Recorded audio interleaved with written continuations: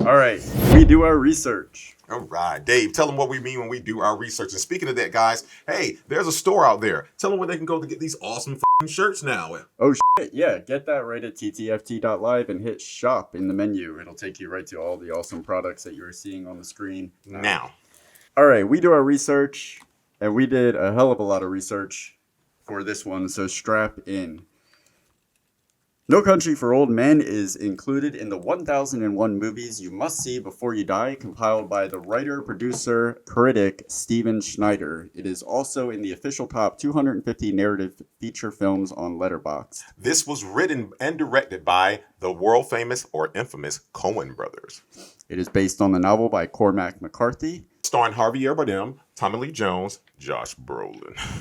The cinematography is by Roger Deakins, who is a frequent collaborator with the Coen brothers. He also shot Barton Fink, the Hudsucker Proxy, which apparently during the shooting of that, he made an impression on Tim Robbins because that same year he shot The Shawshank Redemption.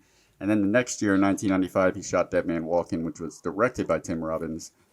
He also shot for the Coen brothers Fargo, The Big Lebowski, Oh Brother Where Art Thou, The Man Who Wasn't There, Intolerable Cruelty, The Lady Killers, A Serious Man, True Grit, and Hail Caesar. He's pretty much the official eyes of the Coen brothers. The only films he didn't shoot were their first three, being Blood Simple, Raising Arizona, and Miller's Crossing. Those were actually shot by Barry Sonnenfeld, who, for those that don't know, went on to be the famous director who did The Addams Family, all of them, Get Shorty franchise, and the original Men in Black trilogy. What'd you call me? Huh? And Roger also didn't shoot a few in recent history: Burn After Reading, Inside Llewellyn Davis, and The Ballad of Buster Scruggs.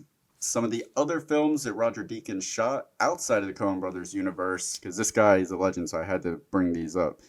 He did 1984, Courage Under Fire, The Hurricane, A Beautiful Mind, The Village, Jarhead, Skyfall, and the recently critically acclaimed 1917, which had some of the most insane. There's that one-shot movie with the whole war movie looks like it was one take from beginning to end. He did that, yeah. No Country was edited by the Coen brothers. They've edited a majority of their films under the pseudonym Roderick James. They came up with a single-person alter ego due to guild membership rules forbidding two co-credited editors on the same film. Roderick James was nominated for an Oscar for Fargo as well as No Country for Old Men, but has never taken home the award. The Academy Awards also has strict rules against nominating more than one person per film as director, but they make exceptions when the co-directors are an established duo. This only happened twice in the history of the awards, with Jerome Robbins and Robert Wise winning for West Side Story in 1961, and the Coen brothers winning for No Country for Old Men. So what you're telling me is we're never going to get an award for doing stuff together. Not unless we are an established duo by the system. Good thing we got 20 years of history. The release date for No Country for Old Men is November 21st, 2007. Other films that came out around that time were Disney's Enchanted, Hitman, The Mist, Alex Jones's Endgame. Where's my Alex Jones fans at? Frog's gay. A movie came out that I have absolutely never heard of that has the strangest, most 2007-ist cast of Who's Who ever. It's called American Breakdown. But I've also seen it listed as Stories USA, depending on where you look online. Yeah. I'd watch that one night. Mm-hmm. In Paris. Ooh. The budget and income for No Country for Old Men, it was shot for $25 million. And compare that to Death to Smoochie we did last episode, I think it was $500 million. Where the did the other $20 million go? I don't know. And here's the crazy thing.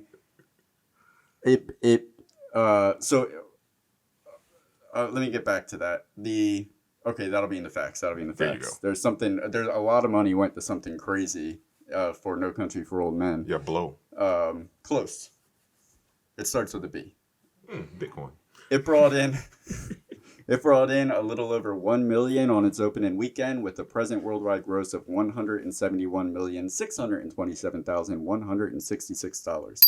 It runs at 2 hours and 2 minutes, which until their recently released Ballad of Buster Scruggs, No Country was the longest running Coen brothers movie and the first to exceed 2 hours. I told you there was a lot of research this time. Oh, you did it, kid. While most productions run through anywhere from 700,000 to 1 million feet of film, the Coen brothers shot just 250,000 feet due to the film's tight production. It was edited using Final Cut Pro. Right. Well, this was 2007. It was a little bit different then. They went downhill. It was the first film edited using Final Cut Pro to win an Oscar. Windows Movie Maker much? Probably the last film to win an Oscar, too. It was filmed in Texas and New Mexico from May 23rd, 2006 to August 16th, 2006. Most of the movie was shot in Las Vegas, New Mexico. That's Las Vegas, New Mexico, not Las Vegas, Nevada. And Tommy Lee Jones convinced the Coen brothers to film some scenes on location in West Texas. And speaking of locations, when Llewellyn Moss crossed the border into Mexico, he became the first character in a Coen brothers movie to set foot outside of the United States. All their films have taken place within this country's borders. And hey, when I took this job, it was to protect you against enemies, foreign and domestic, unless it's Coen brothers. Yes. There you go. Yeah, if you're going outside of the country, this is no country for the Coen brothers. Hey, all right, great.